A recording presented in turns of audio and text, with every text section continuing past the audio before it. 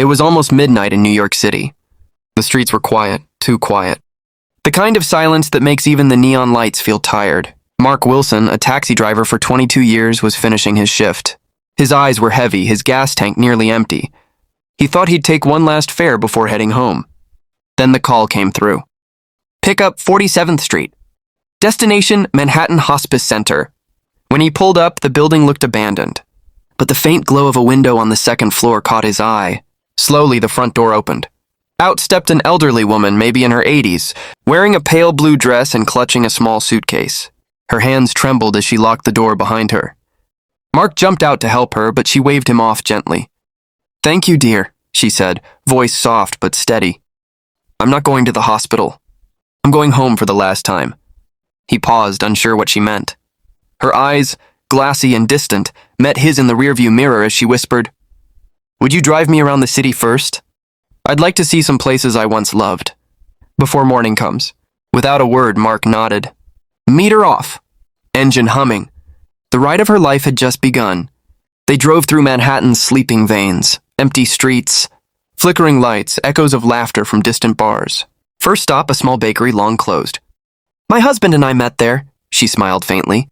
"He spilled coffee on my new shoes, and never stopped apologizing for the next 40 years. Mark chuckled softly. Then Central Park. She asked him to stop by a bench near the fountain. She sat there for a few minutes, eyes lifted to the stars barely visible through the city haze.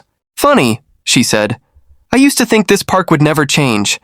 But everything does, doesn't it?" They moved on. The riverfront, Times Square, the library steps. Every stop was a memory. Every pause, a goodbye. Between silences, she told stories. Of dancing in the rain. Of sons who moved far away. Of a life that once overflowed with laughter and music. Mark found himself listening like a child at story time. When they finally reached her old apartment building in Queens, she stared at it quietly for a long while. "That was my home for 50 years, she whispered. Before it got too lonely. Her hand trembled as she reached for the door handle, but she didn't open it. "Would you drive me along the coast now? I just want to see the water one more time." The city lights faded behind them as they drove toward the ocean. The sound of waves began to blend with the gentle hum of the engine. As dawn crept in, golden light spilled across her wrinkled face. She smiled. "This was perfect," she said softly. "Thank you for being kind when no one had to be."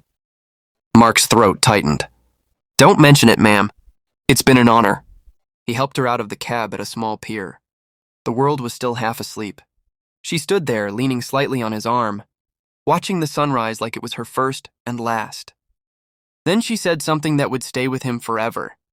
"You know, son, people think the world's gotten colder, but sometimes all it takes to warm it again is one small act of kindness, like this ride."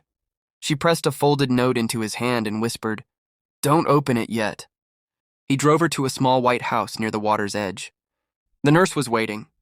The old woman turned once more before going inside. "Goodbye, Mark. Drive safe, okay?" He nodded. Then she was gone. The next morning, he saw her obituary in the local paper. Her name was Eleanor Grace, retired school teacher, widow, and lifelong resident of New York City. Heart-heavy, Mark finally unfolded the note. "Dear Mark, you reminded me that kindness still exists. Please don't stop driving us, not taxis but hearts. Eleanor Grace."